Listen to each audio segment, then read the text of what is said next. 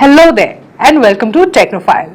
The biggest, boldest, brightest iPhone launch this year is right here with me. So let's have a look.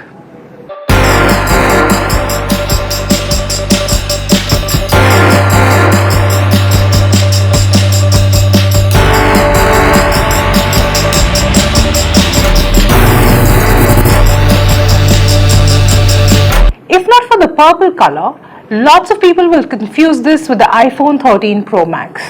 The screen size, the back panel and even the weight is the exact same at 240 grams. The OLED display is super bright and vivid. I loved watching Netflix and playing games on the phone. Now let's check out some of the special features. This right here is the dynamic island. Once I used this on the 14 Pro Max, there was no going back. I really missed it when I tried the basic iPhone 14 afterwards. This is a lock screen with always on. You can add about 2 to 3 widgets at a time. I had it on throughout the review and I didn't really miss it when I was done with it. There is crash detection on this phone, but of course I'm not going to be able to show you that right now and hopefully not anytime in the future. If and when the iPhone thinks that you are in an accident, it will first ask you if you're safe. If you don't respond within the first 10 seconds, it will automatically dial 112, the Indian Emergency Response Helpline. Apple has its first 48 megapixel camera right here, and this captures raw images. I had to remember to tap on this to capture the images in the raw format, but it doesn't work with portrait mode.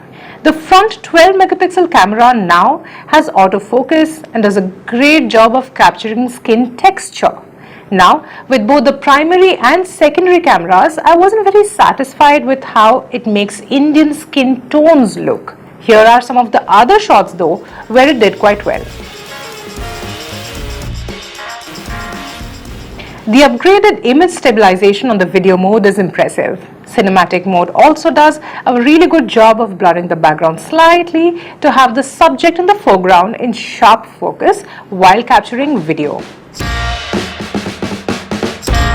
The iPhone 14 Pro Max has the brand new Apple A16 Bionic chipset, and the one I reviewed has 1 terabyte storage space.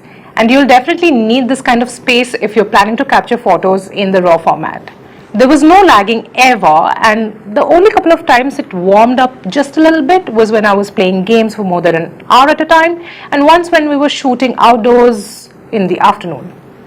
Functionally, the iPhone 14 Pro Max kept me company for almost 12 to 14 hours a day. This is with playing Hotel Empire Tycoon endlessly, responding to emails, minimal calls, clicking lots of pictures and browsing Instagram and YouTube.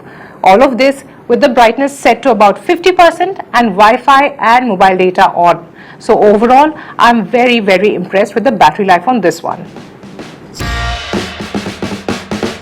The iPhone 14 Pro Max is the absolute best that Apple has to offer this year. With a stellar screen, upgraded camera, pro RAW photography, dynamic island and crash detection, this iPhone offers a bunch of meaningful updates. Does that make it the best phone available? Not necessarily. At this price point and even lower, Indian consumers do have options that offer great photography, battery life and fast processors. However, we all know by now that Apple products have a certain appeal that is hard to ignore and much easier to be charmed by if you have a lot of money to spare.